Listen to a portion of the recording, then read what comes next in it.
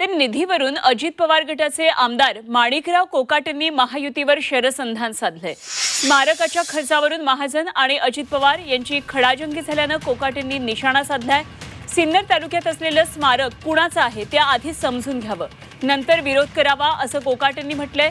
तर सत्तेत बसलेल्या तिघांमध्ये पैसे खाण्यावरून वाद सुरू असल्याची टीका वडेट्टीवारांनी केली आहे। ते काय फक्त आदिवासी समाजाचं नाही आहे, इतर समाजाला सुरक्षित करण्यासाठी त्या समाजाच्या तात्कालीन लोकांनी आणि क्रांतीवीरांनी जे बलिदान दिलंय त्या बलिदानाचं ते स्मारक आहे। त्यामुळे ते समजून घ्यावं एकदा की काय स्मारक आहे, त्याची पार्श्वभूमी काय आहे, ते समाज किती आहे, कोणत्या समाजाचं आहे।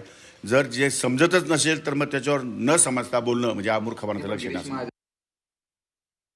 महायुतीमध्येच कुठेतरी विशेषतः नाही, तिघामध्ये सत्तेवरून तर वाद आहे, पैसे खाण्यावरून सुद्धा वाद आहे। हिस्से जर एखादा बोकड कापल्यानंतर हिस्से टाकतात ना, तर आमच्याकडे ते गावात आहेत, तुम्हाला तर शहरामध्ये नाही आहे। ते बोकड कापून हिस्से टाकतात आणि त्या हिस्स्याचं वाटप केलं जातं। तर एखाद्याच्या वाट्याला जास्त हिस्सा गेला की तो लगेच ओरडतो, अरे मेरे पास में तो कलेजा हिस्से में आहे नाही, असं ते ओरडतात। तसा ओरडाचा प्रकार सुरू झाला आहे आणि त्यामुळे समन्वय काही नाही आहे। सत्तेसाठी हापापलेले सत्ता पिपासू राज्यात बसलेले आहे।